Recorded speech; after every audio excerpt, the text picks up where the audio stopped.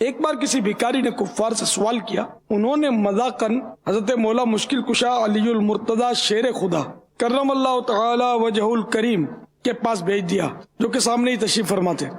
اس نے حاضر ہو کر دستے سوال دراز کیا۔ آپ کرم اللہ تعالی وجہ الکریم نے 10 بار درود شریف پڑھ کر اس کی ہتھیلی پر دم کر دیا اور فرمایا مٹھی بند کر لو، اور جن لوگوں نے بھیجا ہے ان کے سامنے جا کر کھول دو۔ کفار ہنس رہے تھے کہ خالی پھونک مارنے سے کیا ہوتا ہے، مگر جب سائل نے ان کے سامنے جا کر مٹھی کھولی تو وہ سونے کے دیناروں سے بھری ہوئی تھی۔ یہ جیتی جاگتی کرامت دیکھ کر کئی کافر مسلمان ہو گئے۔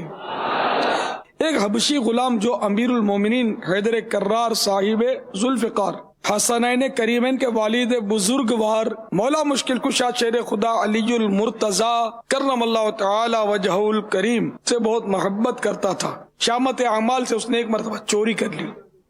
لوگوں نے اس کو پکڑ کر دربار خلافت میں پیش کر دیا اور غلام نے اقبال جرم بھی کر لیا۔ امیر المومنین حضرت مولا مشکل کشا علی المرتضی کرم اللہ تعالی وجہ الکریم نے حکم شرعی نافذ کرتے ہوئے اس کا ہاتھ کاٹ دیا۔ جب وہ اپنے گھر کو روانہ ہوا تو راستے میں کسی نے پوچھا تمہارا ہاتھ کس نے کاٹا؟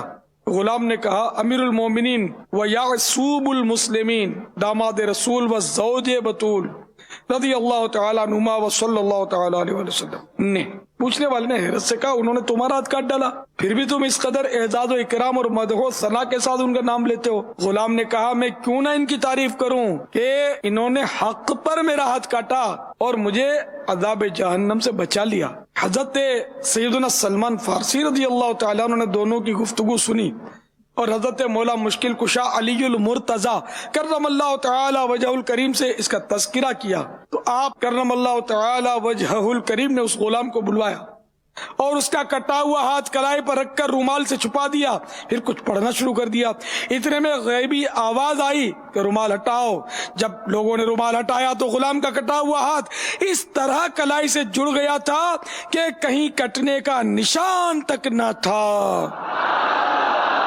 کیوں نہ مشکل کشا کہوں تم کو، تم نے بگڑی میری بنائی ہے، تم نے بگڑی میری بنائی ہے۔ اللہ کی ان پر رحمت ہو، ان کے صدقے ہم گناہگاروں کی بے حساب بخشش ہو۔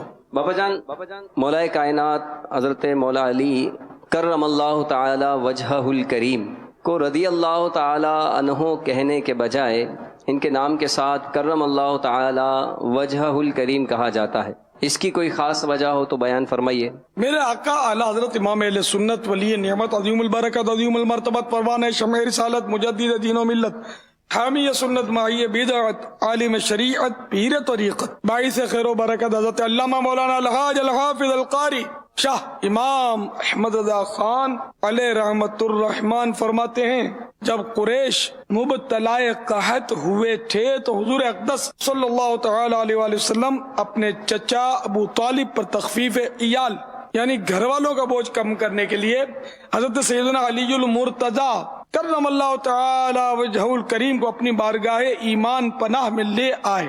حضرت مولا مشکل کشا کرم اللہ تعالی وجہ الکریم نے حضور مولا الکل دانا سبل سید الرسول صلی اللہ تعالی علیہ وآلہ وسلم کے کنار اقدس یعنی کرم بھری گود میں پرورش پائی۔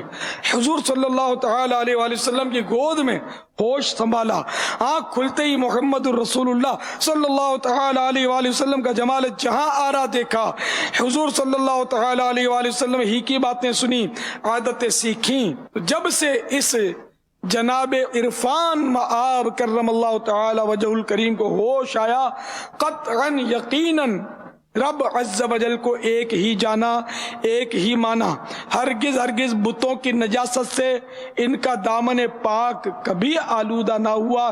اسی لیے لقب کریم کرم اللہ تعالی وجہہ ملا، یعنی اللہ عز و جل نے ان کے چہرے کو عزت و بزرگ